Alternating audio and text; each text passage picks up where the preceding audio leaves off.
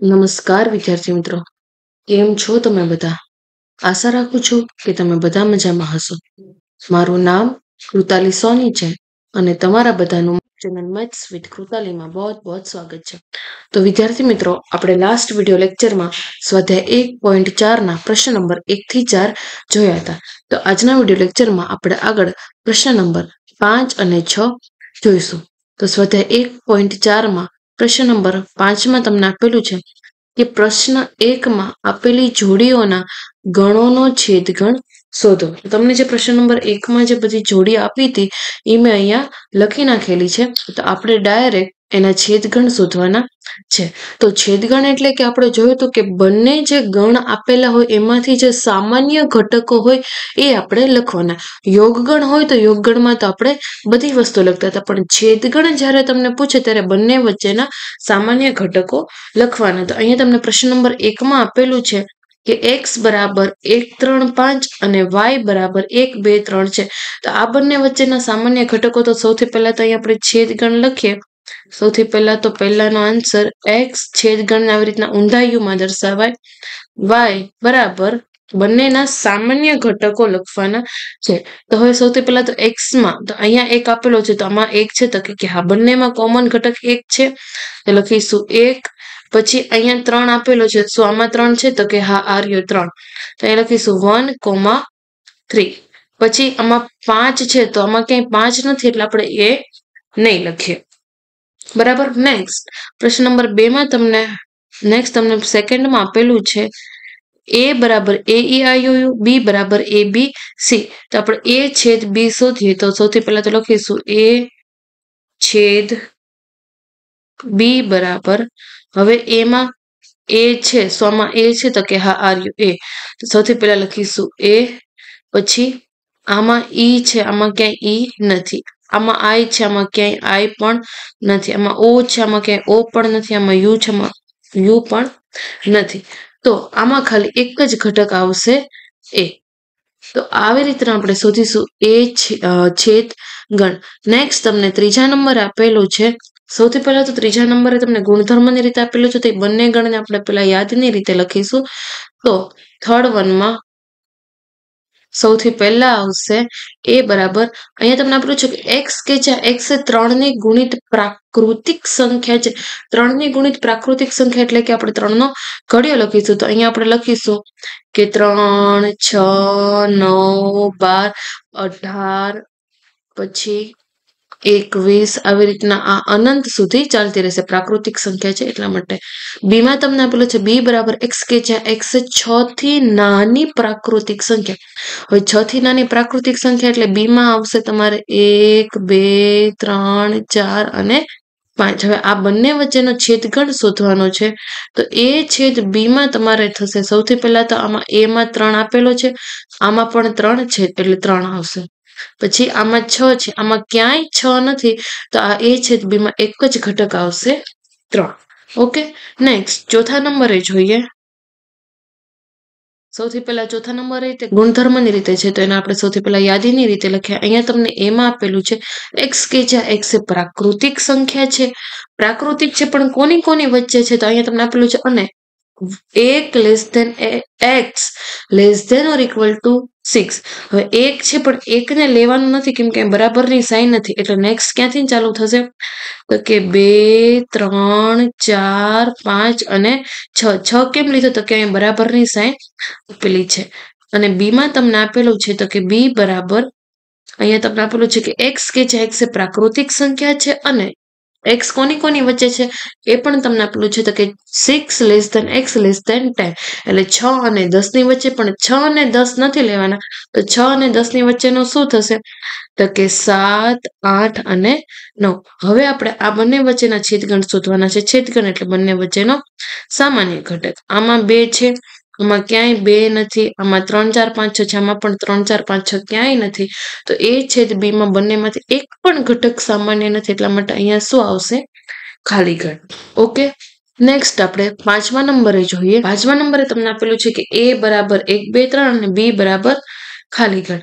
હવે a અને b બંનેમાંથી એક પણ ઘટક સામાન્ય નથી કારણ કે b માં પણ ખાલી ગણ છે. તો આમાં a છેદ b શું થશે તો કે ખાલી ગણ, કેમ કે બંનેમાંથી એક પણ ઘટક સામાન્ય નથી અને બી માં તે કોઈ ઘટક નથી, એટલે એ બી વચ્ચેનો છેદગણ ખાલી ગણ થશે. ઓકે, નેક્સ્ટ પ્રશ્ન નંબર 6 માં જોઈએ કે જો એ બરાબર 3, 5, 7, 9, 11, બી બરાબર 7, 9, 11, 13, સી બરાબર 11, 13, 15 અને ડી બરાબર 15, 17 હોય તો નીચેના ગણો શોધો. તો નીચેના ગણ માટે તમને સૌથી પહેલા તો આપેલું છે કે એ છેદ બી, તો આપણે ડાયરેક્ટ એ છેદ બી ગોતીશું. હવે જો તમને છેદગણ જ બધાના કીધા છે તો છેદગણ એટલે બંને વચ્ચેના સામાન્ય ઘટો, યોગગણ એટલે બધા જ ઘટકો લેવાના. તો એ છેદ બી આપણે શોધીએ તો આમાં એમાં 3 છે, આમાં ક્યાંય 3 નથી.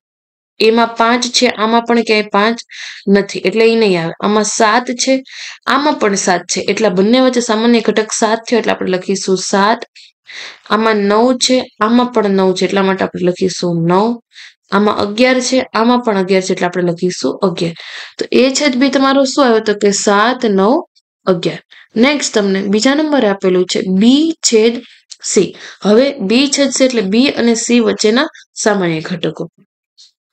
તો બી માં શું છે 7, આમાં ક્યાંય 7 નથી. પછી 9, આમાં ક્યાંય 9 પણ નથી. આમાં છે 11 અને આમાં પણ 11 છે, તો બી અને સી 11 બંનેમાં આવેલો છે, એટલા માટે લખીશું 11. પછી આમાં 13 છે, આમાં પણ 13 છે, એટલે અહીંયા લખીશું 13. તો બી છેદ સી તમારો આવશે 11 અને 13. નેક્સ્ટ તમને ત્રીજા નંબરે આપેલું છે, ત્રીજા નંબરે તમને આપેલું છે એ છેદ સી છેદ ડી. હવે ત્રણેયનો એક સાથે સામાન્ય ઘટક અગર તમને બહુ ફાવે તો આપણે સૌથી પહેલા બે ના શોધીશું. તો પહેલા આ બંનેના શોધશું અને એમ નામ રાખીશું. તો સૌથી પહેલા આપણે એ છેદ સી શોધીએ તો તમારું એ છેદ સી શું થશે તો એ અને સી વચ્ચે જોવાનું છે, બરાબર. તો અહીંયા તમને 3 આપેલો છે, આમાં ક્યાંય 3 નથી. પછી આમાં તમને 5 આપેલો છે, આમાંથી ક્યાંય 5 નથી. આમાં તમને 7 આપેલો છે, આમાંથી ક્યાંય 7 નથી. આમાં તમને 9 આપેલો છે, આમાં ક્યાંય 9 નથી. આમાં તમને 11 આપેલો છે, અહીંયા 11 છે. તો એ છેદ સી શું આવશે તો કે 11. હવે આ આપણે ખાલી એટલું જ મેળવું. હવે આ વસ્તુ એમ નામ રાખવાની. તો છેદગણ અને ડી, તો ડી માં શું આવશે તો કે અહીંયા તમને ડી માં આપેલું છે 15 અને 17. તો અહીંયા આપણે લખીશું 15 અને 17. હવે આ બંને વચ્ચેના સામાન્ય ઘટકો શું થશે તો કે આ બંને વચ્ચે એક પણ ઘટક સામાન્ય નથી, એટલા માટે આપણે શું લખીશું 5. ઓકે, તો આ છે તમારો પ્રશ્ન નંબર 6 ના પહેલા 3. નેક્સ્ટ આપણે પ્રશ્ન નંબર 6 ના ચોથા નંબરનો પ્રશ્ન જોઈએ. ચોથા નંબરે તમને આપેલું છે એ છેદ સી. એ છેદ સી એટલે કે એ અને સી વચ્ચેના સામાન્ય ઘટકો. તો એ છેદ સી શું થશે તો આમાં 3 છે, આમાં ક્યાંય 3 નથી. આમાં 5 છે, આમાં પણ ક્યાંય 5 નથી.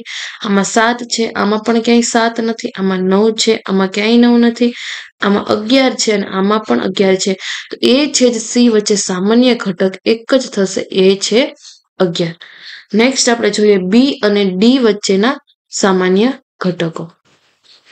તો બી માં તમને શું આપેલું છે આમાં 7 છે, આમાં ક્યાંય 7 નથી. આમાં 9 છે, આમાં ક્યાંય 9 નથી. આમાં 11 છે, આમાં ક્યાંય 11 નથી. આમાં 13 છે, આમાં ક્યાંય 13 નથી. તો બી અને ડી વચ્ચે એક પણ ઘટક સામાન્ય નથી, એટલા માટે આપણે શું લખીશું 5. નેક્સ્ટ આપણે જોઈએ એ છેદ બી યોગ સી. તો સૌથી પહેલા તો જે કાઉન્સમાં આપેલું હોય ને એનું આપણે કરવાનું. હવે એ છે તો એમાં તમને શું શું આપેલું છે તો કે 3, 5, 7, 9, 11. તો આપણે એ વસ્તુ એમના લખીએ, કેમ કે આપણે સૌથી પહેલા કાઉન્સ શું કરીશું એટલે એનો ગણ લખીશું. સૌથી પહેલા એમાં તમને આપેલું છે 3, 5, 7, 9, 11. બરાબર, આ થયો એ. હવે આ છેદગણની સાઈન એમ નામ રાખીશું, એટલે આ છેદગણ. હવે આપેલું છે બી યોગ સી, કાઉન્સમાં આપેલું છે એટલે આપણે કાઉન્સમાં જ તે લખીશું. બી યોગ સી શું થશે તો કે બી અને સી વચ્ચેના તમામ ઘટકો. તો સૌથી પહેલા તો બી નો ગણ આખો લખી નાખીશું. તો બી માં શું છે તો કે યોગ ગણ એટલે આપણે બધા ઘટકો લેવાના છે બી અને સી વચ્ચેના. ઓકે, તો બી ના તમામ ઘટકો લખીએ એટલે શું થશે 7, 9, 11 અને 13. હવે સી માં શું છે તો કે 11, પણ 11 તો આપણે અહીંયા લખી નાખ્યો એટલે એ નહીં લખીએ. પછી છે 13, પણ અહીંયા લખી નાખ્યું એટલે નહીં. પછી છે 15, તો પછી અહીંયા લખીશું 15. હવે આ બે ગણ વચ્ચે કેવી સાઇન છે તો કે છેદ ગણની. આ બંને વચ્ચેના સામાન્ય ઘટકો આપણે લખીશું. હવે આમાં 3 છે, આમાં ક્યાંય 3 નથી. આમાં 5 છે, આમાં ક્યાંય 5 નથી. આમાં 7 છે, આમાં પણ 7 છે, એટલા માટે આપણે અહીંયા લખીશું 7. આમાં 9 છે, આમાં પણ 9 છે, એટલા માટે અહીંયા આપણે લખીશું 9. આમાં 11 છે, આમાં પણ 11 છે, એટલા માટે અહીંયા આપણે લખીશું 11. તો a છેદ b યોગ c શું થશે તો કે 7, 9 અને 11. નેક્સ્ટ તમને 7મા નંબર આપેલું છે a છેદ d, એટલે a અને d વચ્ચેના સામાન્ય ઘટકો જોવાના છેદગણ છે. એટલે હવે જો તમને સીધું ખબર પડી જાય એમ હોય તો 3, 5, 7, 9, 11 એમાં આપેલું છે ને d માં છે 15, 17. તો શું આ બંનેમાંથી લાગે છે એક પણ સામાન્ય ઘટક તો કે એક પણ સામાન્ય ઘટક નથી. તો a છેદ d માં શું આપણે લખીશું 5, ખાલી ગણ. ઓકે, નેક્સ્ટ આપણને 8મા નંબરે આપેલું છે. સૌથી પહેલા તો 8મા નંબર, હવે જો આવી રીતના જયારે કાઉન્સ વાળા આપે તો સૌથી પહેલા તમારે કાઉન્સ નું કરવાનું છે. હવે અહીંયા શું છે એ છેદ, હવે એ છેદ, હવે આ કાઉન્સમાં છે તો સૌથી પહેલા એ ગણ એમનામ આપણે લખી લઈશું. તો એમાં તમને આપેલું છે 3, 5, 7, 9, 11. તો અહીંયા આપણે લખીશું 3, 5, 7, 9 અને 11. છેદ ગણની સાઈન એમનામ મૂકીશું. પછી તમને આપેલું છે બી યોગ ડી, તો બી અને ડી નો યોગ ગણ લેવાનો છે. તો સૌથી પહેલા તો બી ના તમામ ઘટકો લખી નાખશું. તો બી માં તમને આપેલું છે બી માં તમને આપેલું છે 7, 9, 11, 13. ડી માં તમને આપેલું છે 15 અને 17. આમાં ક્યાંય 15, 17 નથી, એટલે આપણે બંને ઘટકો લખશું 15 અને 17. હવે છેદગણ એટલે બંને વચ્ચેના સામાન્ય ઘટકો. બંને વચ્ચે સામાન્ય ઘટકો આમાં 3 છે, આમાં ક્યાંય 3 નથી. આમાં 5 છે, આમાં ક્યાંય 5 નથી. આમાં 7 છે, આમાં પણ 7 છે. તો બંને વચ્ચેના સામાન્ય ઘટકોમાં આમાં લખીશું. તો અહીંયા આપણે લખીશું 7. અહીંયા છે 9, અહીંયા પણ 9 છે, તો અહીંયા લખીશું આપણે 9. આમાં 11 છે, આમાં પણ 11 છે, તો અહીંયા આપણે લખીશું 11. એના પછી ક્યાંક કઈ આવતું નથી. તો a છેદ b યોગ d માં થશે 7, 9, 11. નેક્સ્ટ તમને 9મા નંબર આપેલું છે a છેદ b યોગ c. તો સૌથી પહેલા તો આપણે આ મેળવી લઈએ. a છેદ b શું થશે તો કે a અને b વચ્ચેના સામાન્ય ઘટકો. તો a અને b વચ્ચે શું સામાન્ય છે તો કે 7, 9, 11, 7, 9, 11.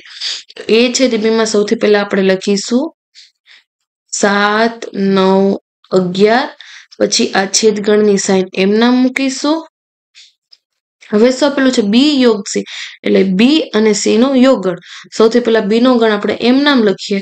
તો બી નો ગણ એમ નામ લખીએ ત્યારે આપણે અહીંયા લખીશું બી માં તમને આપેલું છે 7, 9, 11 અને 13.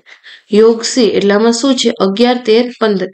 આપણે 11, 13 લખી લીધા એટલે એકનો એક ઘટક બીજી વાર નહીં લખીએ. 11, 13 નહીં, પણ શું આપેલું છે 15. હવે આ બંને વચ્ચે શું ફાઇન્ડ કરવાનું તો કે છેદગણ. છેદગણ એટલે કે સામાન્ય ઘટક. આમાં બંનેમાંથી સામાન્ય ઘટક શું છે તો કે 7, 9, 11, 7, 9, 11.